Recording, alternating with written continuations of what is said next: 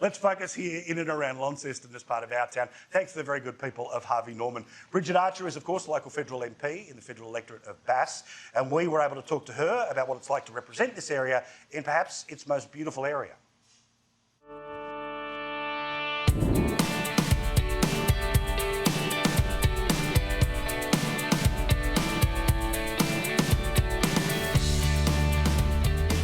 Well, Bridget, this is one hell of an office. Where are we? Not bad. We're here in Launceston's beautiful Cataract Gorge, and this is the first basin here with the City of Launceston swimming pool. That's great. A good Where else would you want to be? My art, this is the perfect spring day.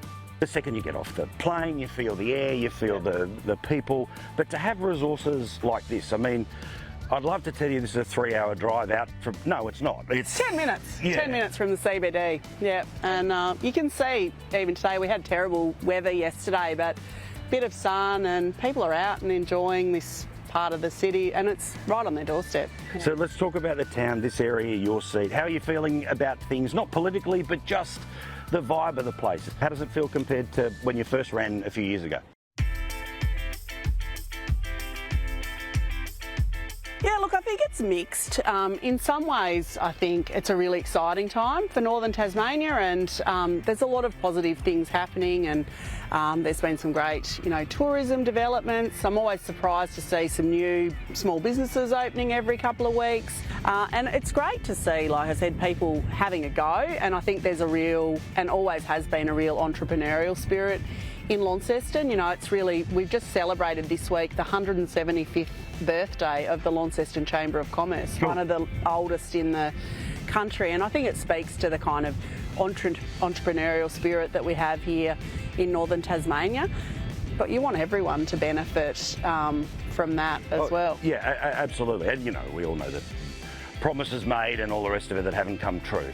But I've got to say, and this is, all over the country, right? There's a rivalry between Townsville and Cairns. Oh, who's better, who's great?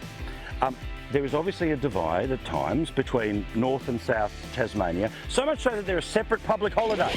Separate public holidays. And very different beers. This is it. So tell us, the North v South, what makes the two different? What's different about a Northerner than someone down around Hobart? Look, I think it is partly that sort of contrast between, Hobart's the kind of capital city, centre of the kind of public service, that sort of thing.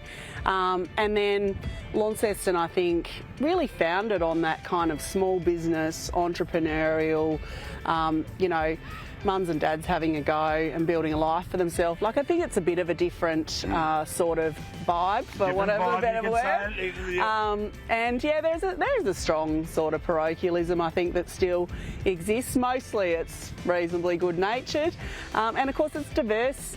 Here in the north, I think you've got Launceston here as a kind of regional city. We say the greatest regional city in the world, but then also... Who's going to fight you on this today? Yeah, no one's fighting you on this today. It's perfect, and but also, yeah, it's got this sort of natural environment very close by as well, and then right out into sort of rural areas to advanced manufacturing down the river at Bell Bay, and there's a diversity, I think, to the economy here in the north. Well, look, no disrespect to the south, but in the north, they love their classic cars. They've got the Classic Car Museum. They've even got an event that I think you're off to a little bit later today. But just finally, about what you hope for this region in the next little while, right? What are the types of things that you would like to see?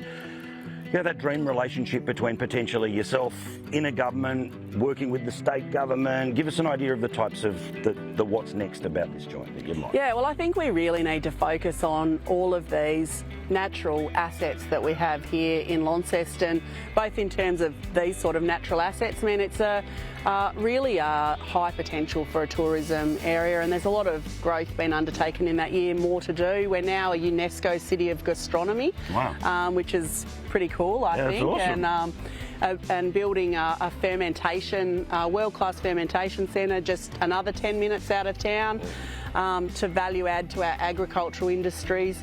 But we also still, we have other advanced manufacturing industries here that have been here for a long time. Where I live at Georgetown, Bell Bay Aluminium, it's been there 70 years or something now. providing a lot of jobs for people, but we need to make sure that everybody has the opportunity to benefit from that. We need to recognise that we do have some challenges as an island, and you would see there's a bit of an inquiry going on at the moment into freight equalisation, for example. So we need to just keep building on that entrepreneurial spirit that exists here and giving people the opportunity to do what they do best. And for me, as a Liberal, that means, you know, you have a government that kind of gets out of the way a little bit. Good stuff. Well, fingers crossed. Bass, Northern Tasmania, Lonnie, you've got a wonderful representative in Bridget. All the best for the upcoming election, but more importantly, I love how passionate you are about the place. I love how you represent it on the national stage. So congratulations to you. Good to see you in Lonnie, Paul.